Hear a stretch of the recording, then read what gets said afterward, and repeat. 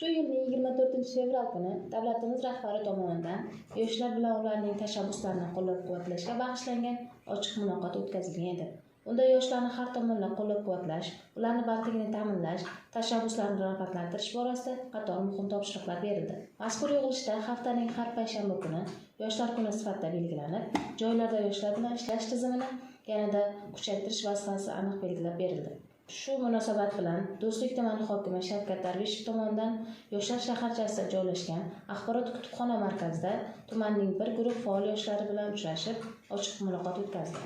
Muloqot davomida mamlakatimiz rahbari tomonidan yoshlarga qaratilayotgan yuksak e'tibor va g'amxo'rlik yaratilib berilayotgan hamda ularning tumandagi ijrosi alohida ta'kidlandi. Yoshlarga mavjud imkoniyatlardan samarali foydalanish, o'z bilim va solohiyatlarini rivojlantirish bo'yicha tavsiyalar berildi.